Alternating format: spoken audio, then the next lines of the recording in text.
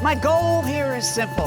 Funner for everyone. Hey, Jane, you having fun? Woo! Is that legal? Because around here, funner is a state of mind. What is going on, Laker fans? Thank you for tuning in. A little Lakers Talk Daily on this Wednesday. Nice to be back in the studio here. Always nice to be back in our 710 studios. Took a little time off before the All-Star break, or after the All-Star break, and we're back. We're ready to go. Lakers obviously start tomorrow. So want to spend a little time talking about how many wins do the Lakers need over these final 23 games to make the play-in tournament. We'll do that right now. Quick word here from Harrah Resort SoCal. Find your funner state of mind with a visit to Harrah Resort SoCal. Voted best resort in Funner, California. From dining to unwinding, you'll find fun around every corner. Learn more at harrahsocal.com. Got a trip planned. Probably in the next month or so, I'm going to head back out to Harrah Resort SoCal. 2 hours away from downtown LA. Got to get out there if you've never been. Fantastic resort, fantastic property.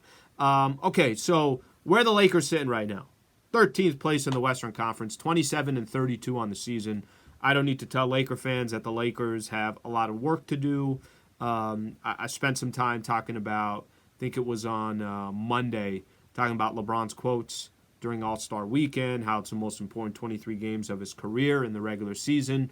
So with all that being said, I want to just kind of share my thoughts on what the Lakers will have to do in order to make the postseason this year. I'm not even going to say the postseason, because I'm just going to say make the play-in tournament, because the play-in tournament is all that you're asking for now. I don't think they're going to be a 6 seed, so I don't think that's going to happen. Can it happen? It can. I just don't think it's going to. I think the teams in front of them, there are some elite teams in front of them, and they're going to start winning some games in these final 23, 24 games left. And I think for the Lakers, it's more realistic that they're just in the play-in tournament. So let me just say this.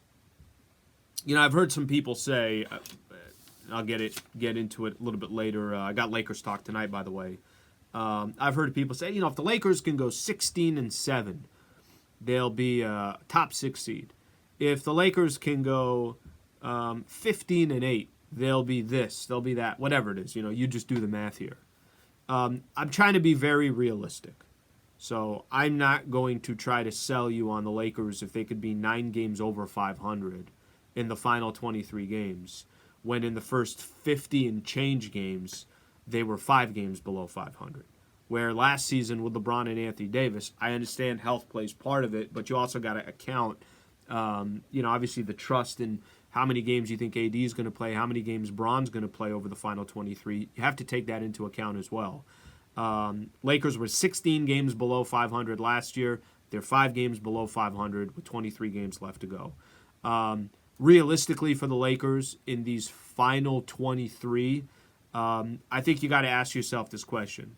If they went 13-10 and they're 2 games below 500 and they're 40-42, 40-42, the question then becomes, is that enough to be in that play-in tournament? And I think you're in some really, really difficult water, even if they went 13-10 over the final 23 games. You're 3 games over 500 in that stretch. If you were to accomplish that, you're still 2 games below 500. Right now, the number 10 seed is the Thunder. They're 28-29. So the Thunder are in the 10th spot, and they're 1 game below 500. So obviously what I'm asking for is that the Lakers jump the Blazers, jump the Jazz, and jump the Oklahoma City Thunder. 13-10, I got a feeling that does not get you into number 10. Or let's just put it this way. It's way too close for comfort. I think that one's safe to say. Can I read you guys some of the games that the Lakers have right out the gate? And I do think by the time we're in mid-March or so, we're going to know if the Lakers they're right in the thick of this thing and they could be any of these number 7 to number 10, or they're just going to have to go on this ridiculous streak to just make the play-in tournament. So I'll explain to you what I'm referring to. Start off tomorrow, you got the Warriors. Warriors are in front of you. They're a 500 team right now. At Dallas after that, they got Kyrie and Luka. That's a very, very tough game. At Memphis after that. They got the second best record in the Western Conference. That's a very, very tough game. Got the Thunder at the Oklahoma City Thunder. You're going on a 3-game road trip. At the Oklahoma City Thunder. Thunder, by the way, I mentioned, are sitting in the 10 spot. Then Minnesota, then Golden State. 2 teams. One's 8, one's 9, and then Memphis again here at Crypto. Okay, let me kind of emphasize this as well. Toronto after that, and I know you're going to look at Toronto, but they actually been winning some games here since the NBA trade deadline ended. They're the 10th spot, so these games are meaningful for the Toronto Raptors. Then you got the New York Knicks. They're the 6th spot. These games are meaningful. They're right there with Miami in 6 and 7. And then you're on the road against the Pelicans, who's another team that's in front of you in the standings. Only reason why I set it up that way, Laker fans, is every game you think is important for the Los Angeles Lakers, every team that they play thinks it's important for them as well. That each one of these teams are jockeying for position. That each one of these teams looks at the Lakers schedule or looks at the Lakers as a matchup and say, okay, hey, we got to win that one. So I know we just look at it from a Laker lens, which I get it. I look at it from a Laker lens as well. But the reality is the Lakers, no question about it, are going to need some help and are going to have to beat some teams that are playing either good basketball, 500 basketball, or have already beat the Lakers, so far this year. So to get into that play-in tournament, 13-10 does not seem like that's going to get it done. I think that's just too close to call. I think 40-42, you could easily be the 11th spot and miss it by a game. I think the number is 14. I think 14-9 gets you into the play-in tournament. Now the question, Laker fans, is this a 14-9 team the rest of the way? They're 5 games below 500 with 50-plus games played. Can they be 5 games over 500 in the final 23? That's the question mark, right? That's the million-dollar question there. And if we just go on the Lakers' history, then we would tell ourselves, no, of course they can't, because look at the last 2 years. The only new wrinkle for the Lakers is they got new players. If it was the same team with Russell Westbrook, with Patrick Beverley, with all the Juan Toscano-Anderson, I would tell you, of course they're not going to go 5 games over 500.